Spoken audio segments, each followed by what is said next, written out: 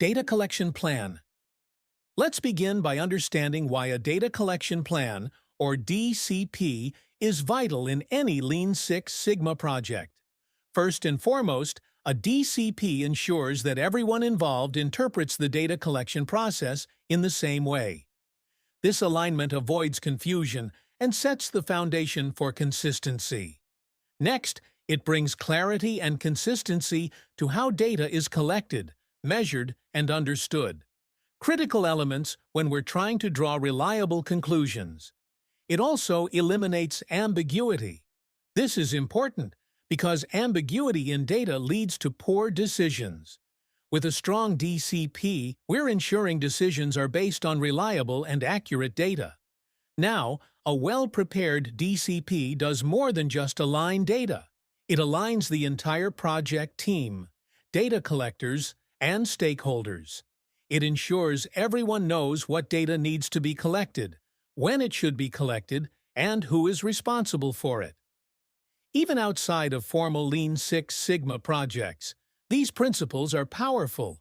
You'll find DCPs extremely useful in areas like organizational dashboards or routine performance reporting, where consistent and structured data collection is key to meaningful insights. One of the most critical goals of a data collection plan, or DCP, is to eliminate ambiguity in how data is collected and interpreted. Ambiguity in data collection can lead to inconsistent or unreliable results, especially when different team members interpret data in their own way. That's why the DCP enforces standardization.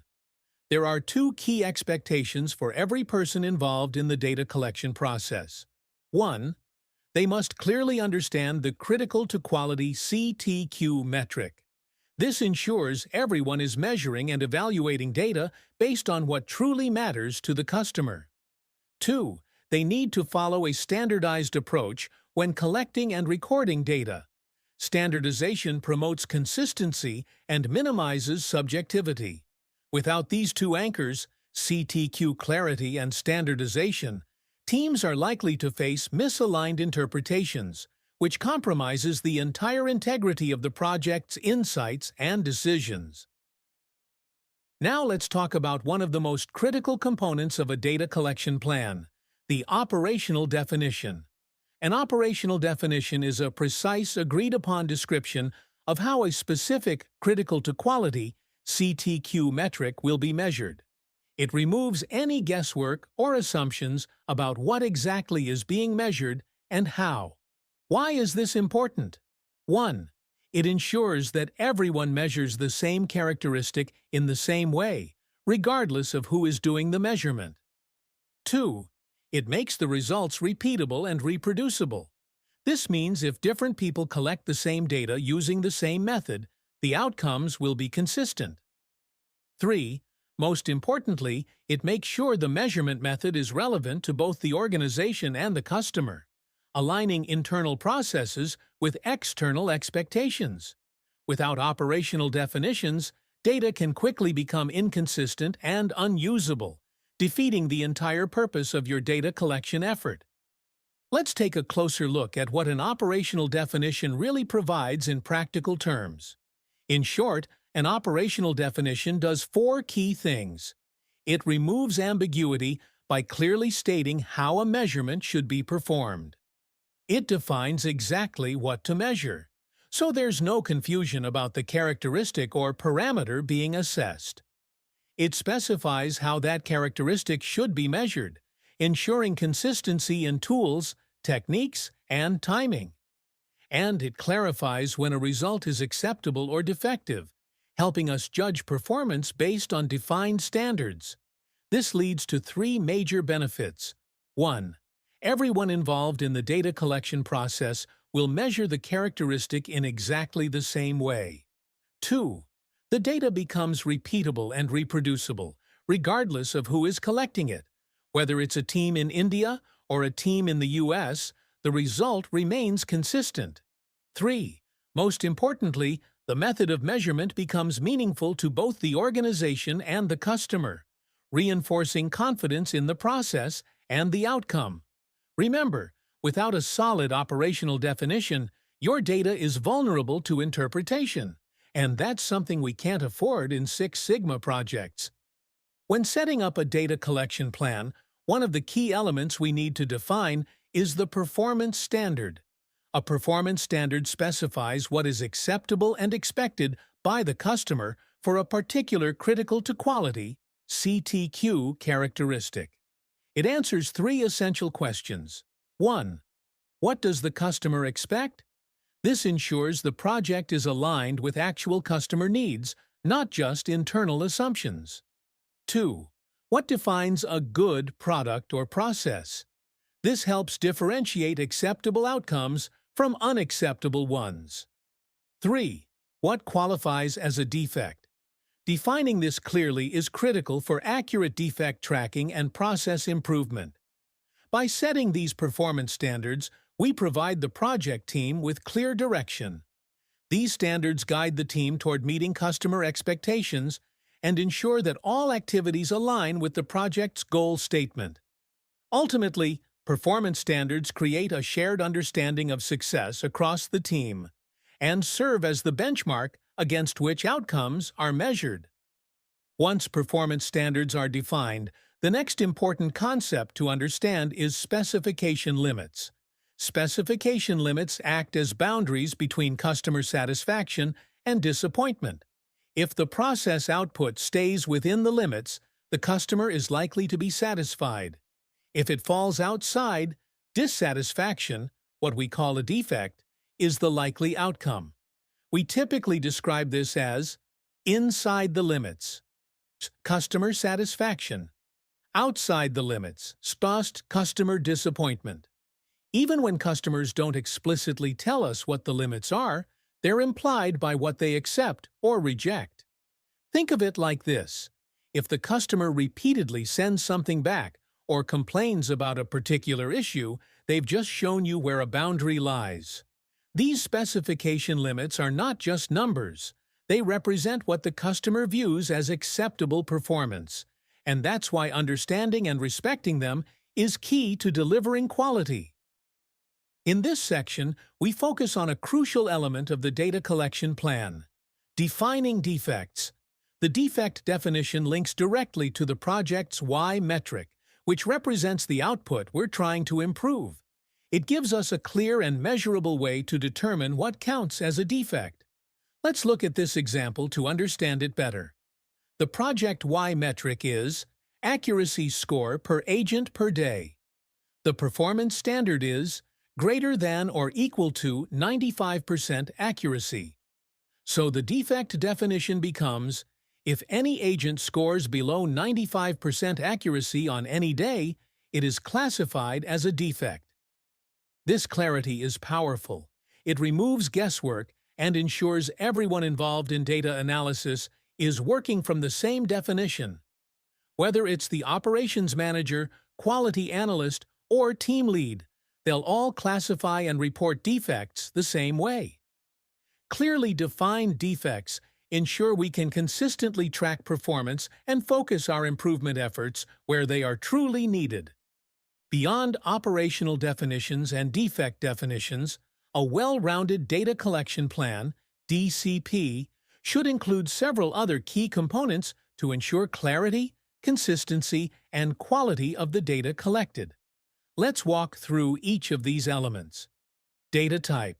Identify whether the data is continuous, like time or weight, or discrete, like count of errors. This determines the kind of analysis we can perform.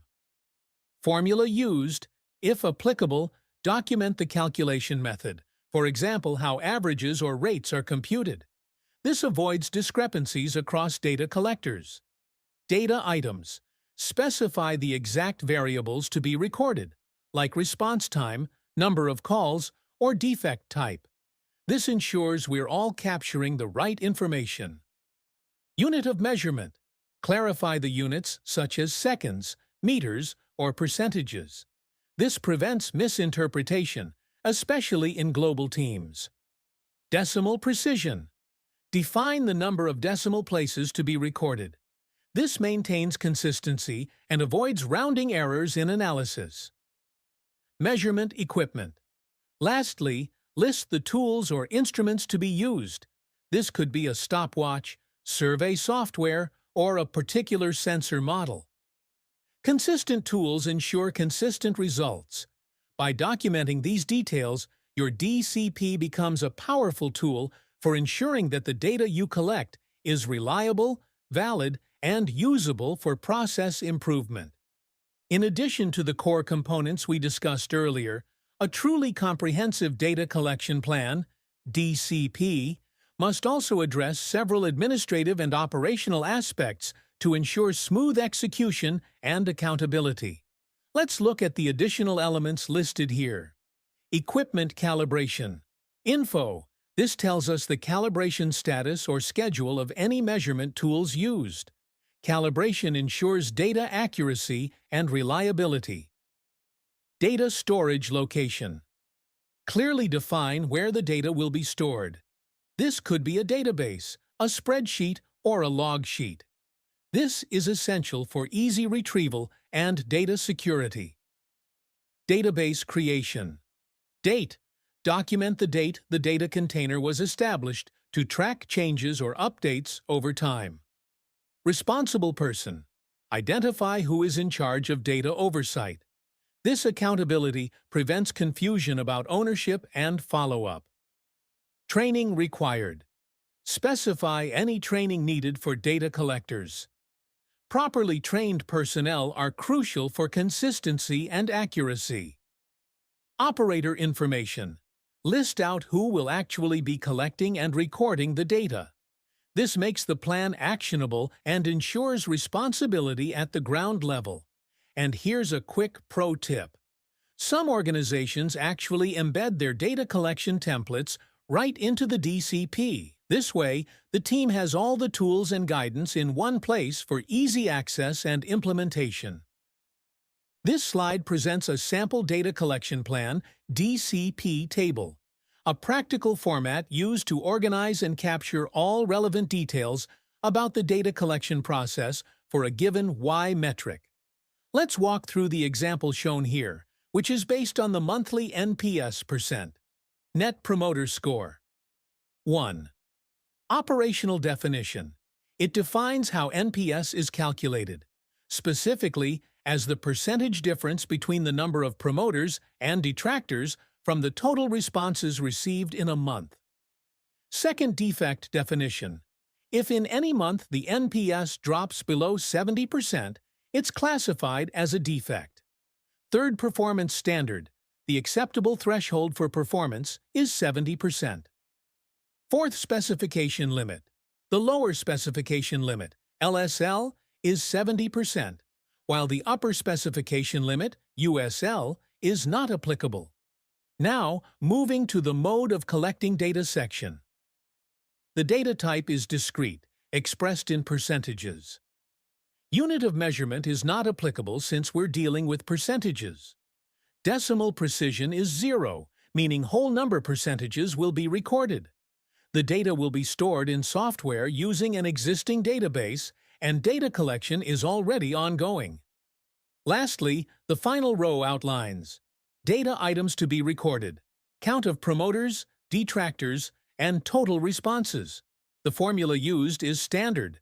NPS % equals, open parenthesis, P minus D, close parenthesis, divided by total responses. Equipment, calibration, responsibility, training, and operator information are marked as not applicable in this case because the data is being captured digitally without physical measurement tools. This table serves as a reference model and helps ensure consistency, transparency, and accountability in how data is collected and interpreted across the project team. Now that the Data Collection Plan, DCP, has been finalized, it's time to move into the execution phase. This is where planning turns into action. There are 3 key steps to ensure successful execution. 1. Begin data collection exactly as outlined in the plan. This is crucial. Even small deviations can introduce inconsistencies that affect data reliability and future analysis. 2. Ensure that data collectors follow the plan with no shortcuts. Any improvisation or workaround can distort the accuracy of the data and undermine the integrity of the entire project. 3. Closely monitor the initial phase of data collection. This is the best time to detect and correct any errors, misinterpretations, or inconsistencies before they propagate and skew results. Remember, the success of your analysis depends on the quality and consistency of the data you collect. So, this stage requires vigilance, discipline, and ongoing communication with those responsible for data collection.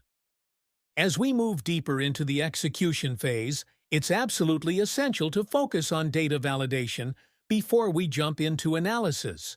Why? Because flawed data leads to flawed decisions.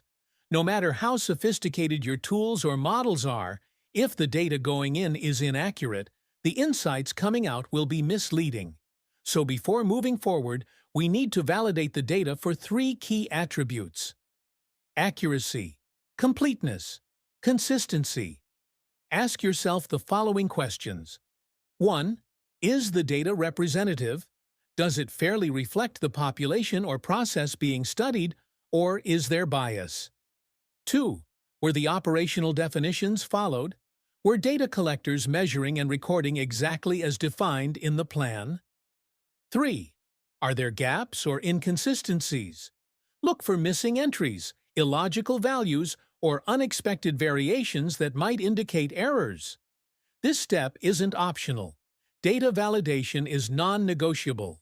A strong validation process gives you the confidence that the analysis you're about to perform is rooted in trustworthy and meaningful data. Data collection is only as effective as the people performing it. That's why training and communication are absolutely critical parts of any data collection plan. Depending on how complex the data collection process is, here are some best practices you should implement. 1. Provide training for data collectors. Make sure every individual responsible for collecting data understands what to do, how to do it, and why it matters. 2. Use clear job aids, instructions, and examples. Visual or written aids help eliminate confusion and ensure consistency across all team members. 3. Conduct walkthroughs or pilot sessions. These dry runs help ensure everyone understands the process and can perform it accurately before live data collection begins. There's a great quote here that sums this up.